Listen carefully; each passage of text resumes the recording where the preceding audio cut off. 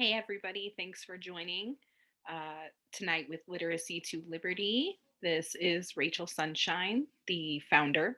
Um, my background is in constitutional law, and I decided to do a little fireside chat here, technically a bookshelf chat here, about how a county probably does not have constitutional authority over you.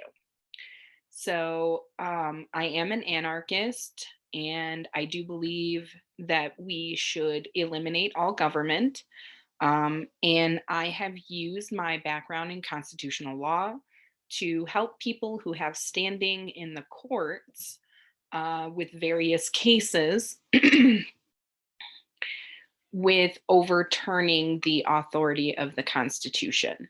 So, most recently, having helped a local couple here who's having issues with the county, as well as trying to help some townspeople with figuring out how we can overthrow unconstitutional mandates from the local health department. So, in looking into this information, I thought that it would probably be valuable to everybody because this research is actually relatively easy to do. What I've done is I have pulled up the Colorado State Constitution in several areas that I'm going to go through tonight. And then I can explain how counties don't actually have jurisdiction over us here, at least in the state of Colorado. So I wasn't planning on doing this, and I'm kind of just doing it extemporaneously. So bear with me. Now, if you pull up your state constitution, okay, let's do that.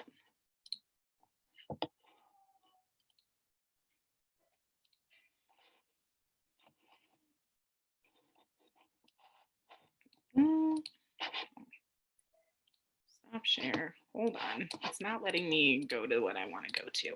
Okay, there we go. So, if you pull up your state constitution, I've pulled up the Colorado State Constitution because that applies to me and the situation that I have been researching. So, I've pulled up the Colorado State Constitution. Here it is. Our Colorado State Constitution has an article in it specifically for the delegation of powers known as federalism amongst the three branches of government. So it specifically says, Article 3, distribution of powers. The powers of the government of this state are divided into three distinct departments: the legislative, executive, and judicial. And no person or collection of persons charged with the exercise of powers properly belonging to one of these departments shall exercise any power properly belonging to either of the others, except as in this Constitution expressly directed or permitted. So here we have an issue with the county home rule because this is not giving them actual powers expressly permitted in this Constitution.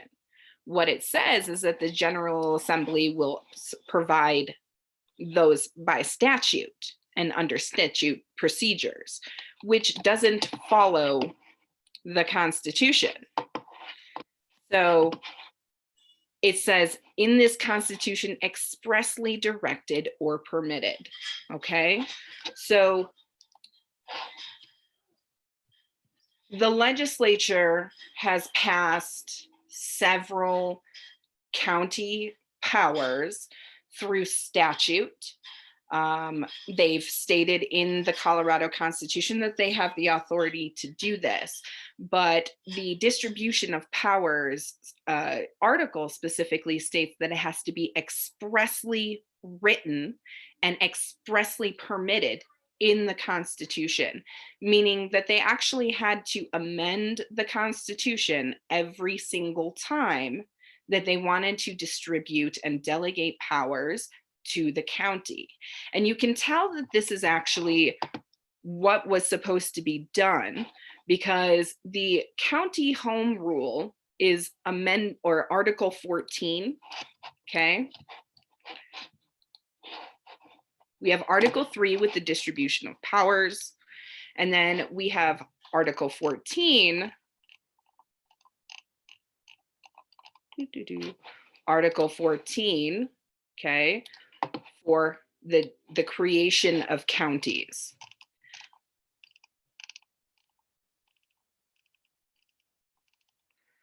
Under Section 16, it describes the county home rule and how they're going to distribute powers to the county.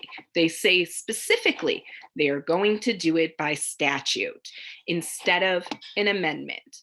Now, there's something called a legal standard, and that is what precedent that power takes in the chain of command. So, for example, we all know that the Constitution of the United States is supposedly the highest law of the land. Okay, so we all know that. And then the state constitutions come underneath that. And then because the state constitutions create quote unquote counties and towns, then those fall under that. And so there is a hierarchy of law here in the United States. And there's also a way to write laws under hierarchy, and it's called a legal standard. So the legal standard of creating an amendment to a constitution is basically the highest legal standard that you could have. So, when we say, we're going to overturn prohibition, for example, you would have to write an amendment to do that back in the day. Okay. So when the Colorado State Constitution says that it has to be expressly permitted as a power, it means that it has to have an amendment to the Constitution stating these powers. And so a statute doesn't cover that. It doesn't meet that legal standard of an amendment. It only meets the legislative body creating a law. That can be overturned very simply. It is not an amendment that requires, for example, 2/3 of the assembly to actually pass it. It requires just a basic majority. So it's important to understand that making an amendment stating that you're just going to do a statute creating these powers doesn't explicitly state these powers. So here we are again, you can tell that the Colorado General Assembly knew that they were not following the constitutional requirements to create counties, because here we are for home rule for cities and towns. This is actually Article 20. Okay, so just to give you an idea, this is passed after the article for marijuana use and protections as a marijuana patient here in the state of Colorado. So, it has been pretty interesting to see that they knew as the General Assembly that they were not following proper procedure and proper legal standard to create counties, because here we are with the establishment of home rule charters for towns, home rules for city and towns. Okay, and this is how towns and cities are established here in the state of Colorado. They actually state that it is because we have the right to self-government, okay, which I will get to in a moment. So here we are, and we're talking about the explicit powers that municipal officers are allowed to have, the creation of police courts, the creation of municipal courts, all matters pertaining to elections in such a town or city, liquidation of municipal obligations, including bonds, okay, the consolidation and management of park or water districts and the assessment of property, The imposition, enforcement, and collection of fines and penalties for the violations of any provisions of the charter or an ordinance adopted in pursuance of the charter. Okay, so they very much explicitly and openly give certain powers to towns and cities. And they don't do that for counties in the Constitution. So, what they've done is given themselves a loophole and the ability to delegate what turns out to be completely totalitarian laws to a county that actually doesn't have any constitutional jurisdiction over you. So when a county comes after you for expired tags, for example, they don't actually have that kind of jurisdiction, at least here in the state of Colorado. So what you can do is actually look up your own state constitution. You can see if there is a delegation of powers clause. Then you can move on to see how your counties were established and if it followed proper constitutional procedure. Because this is where essentially the counties are being used against people regularly to, just overbearing arbitrary laws, some of which are just so absolutely unconstitutional, it's insane. For example, your county health department doesn't have any jurisdiction over you. So when they try and fine you for a mandate that isn't even a law, they don't actually have the right to do that. And they are, in fact, committing a crime because they are doing using their powers that aren't actually defined in the constitution of your state. So it's really important to look at this and see if your state has done something similar, because it seems like Colorado is not the only one, for example, that has delegated powers to their executives by not following proper constitutional procedure. By stating that they can have emergency powers declared under statute when it's very clear that there's a delegation clause that says that emergency powers being delegated has to be an explicit statement in the Constitution. And Governor Polis, for example, here in Colorado, even admits that almost none of his emergency powers come from the Constitution. Every single one of them comes from the General Assembly just passing simple statute. So it's really important to understand that legal standard here. Now, I am trying to find the specific clause for self-government, because that's actually kind of important for anybody who's having difficulty with sovereignty arguments. And so again, it's important to look up whether your state has these provisions in its constitution. Because I was taught in debate, which I have been doing for years, having been on the varsity debate team, for example, in high school, that it is very, very important to use your opponent's words against themselves. Okay.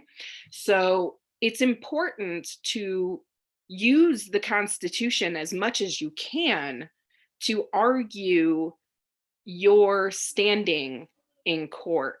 So let me see if I can find this. There it is. Okay. So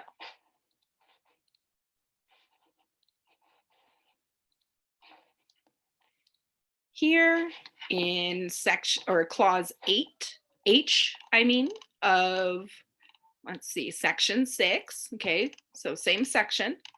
Section 6, clause 8H of the Colorado State Constitution says right here, it is the intention of this article to grant and confirm to the people of all municipalities coming within its provisions, the full right of self-government in both local and municipal matters, and the enumeration herein of certain powers shall not be construed to deny such cities and towns and to the people thereof, the people thereof, any right or power essential or proper to the full exercise of such right. Okay, the people, they are separate from the city and the town. They are individuals, and they have been counted in the Constitution as separate from towns and cities to self govern. That is very important.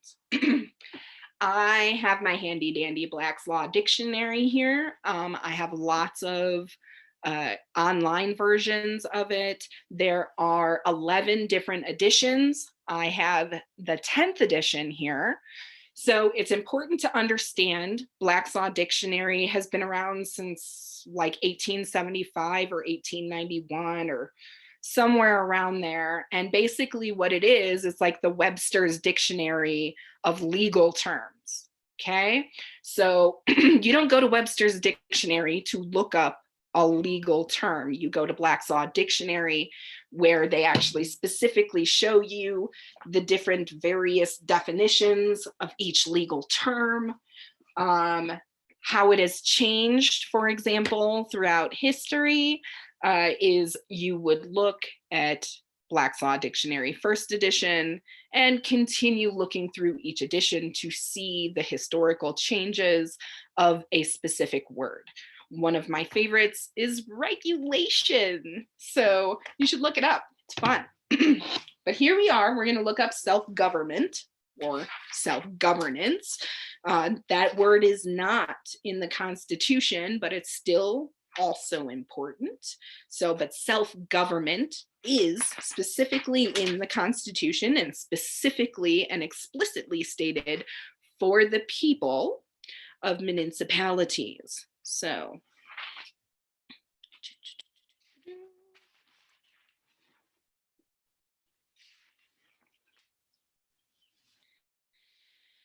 self-government, the first definition is government controlled and directed by locals and not by outsiders. 2, control of one's own affairs and independence. 3, restraint exercised over one's own actions or impulses, self-control. So, the Colorado State Constitution actually gives us the right to self-government or independence, the ability to autonomously control our lives. So when we look at this, we can see that home charters actually are not all that constitutional for counties here in the state of Colorado. And we can work on fighting this when we have standing. So unfortunately, people are being arrested and fined for mask mandates. The counties are saying that it is because of the recommendations from the CDC. So what I can tell you about the local cases here is that when the sheriff's office uses the authority to arrest you based off of a health department mandate from a county mandate from an executive mandate that isn't actually meeting the constitutional legal standard requirement for these power delegations, then you also can go up to challenge the CDC's recommendations because they're using that as a way to control and arrest you. So as that continues to happen, the CDC is going to be challenged multiple times.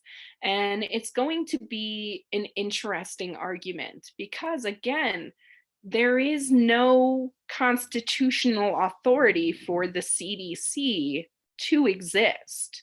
And the CDC is also in private partnership with several companies, making it not a public entity just funded by government. So they have obligations to their donors. And the CDC very explicitly says that their private partnerships are mutually beneficial. You can find that on their website under their private partnership ethics webpage. It's quite disturbing to read it under legal knowledge. So, um, as they continue to be questioned, as counties continue to be questioned, it is going to be interesting to see how the courts interpret this. Now, that goes deeper into the subject of courts don't have the actual constitutional power to interpret the Constitution. And you can find that information very simple on Google, where you just Google, okay? Is judicial review in the Constitution? Because Google will tell you that it's not. It's not in the Constitution. They granted it to themselves all the way back in 1803. So it's really important to understand that theoretically, okay, you can have constitutional theory where people talk about a social contract and how you're not obligated to it. But it's really hard to have this discussion with people because I'm not discussing the Constitution as a social contract. I'm discussing it as an actual contract. In contract law, which is what the Constitution falls under, okay? In contract law, you have something called a contract in perpetuity, okay?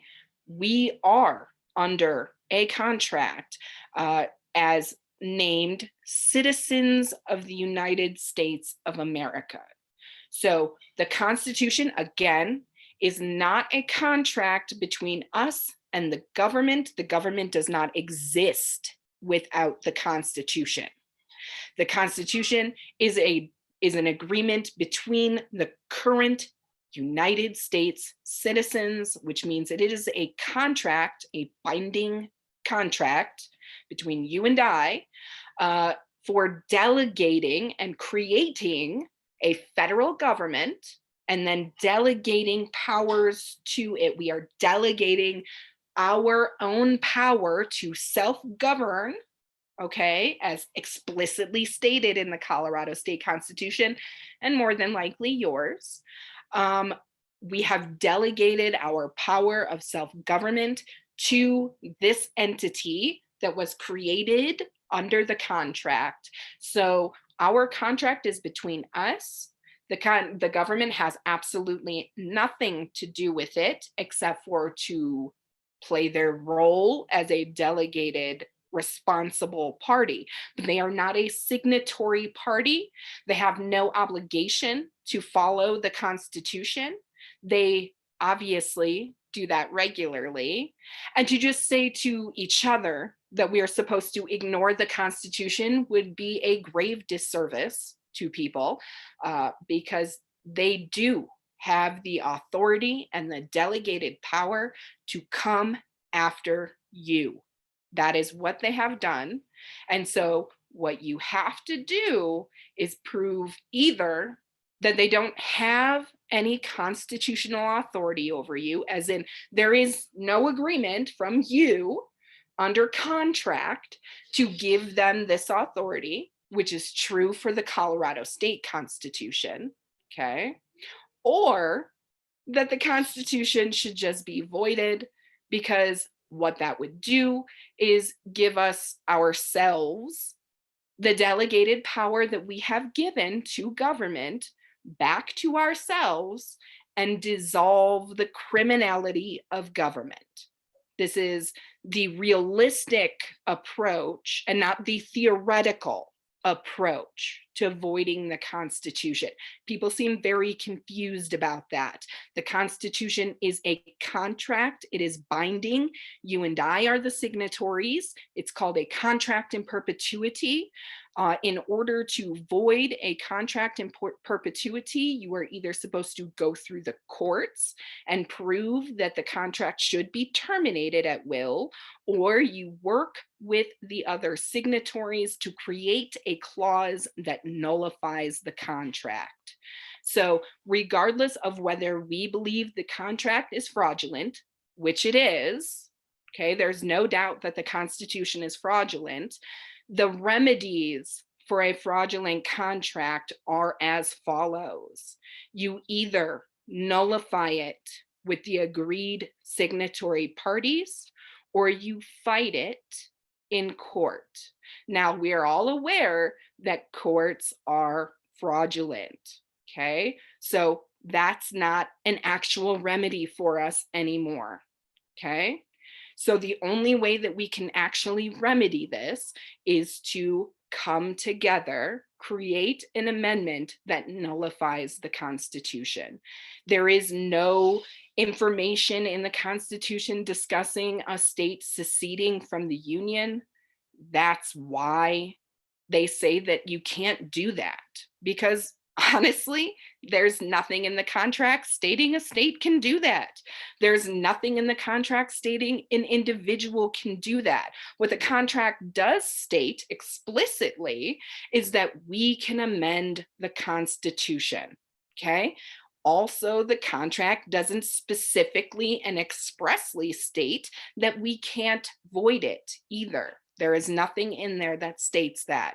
The only people that have stated that are the Supreme Court, who again unconstitutionally interpreted the Constitution to make it seem like it was supposed to be in perpetuity. But in fact, there is no perpetuity clause that does not allow us to have a sunset on the Constitution.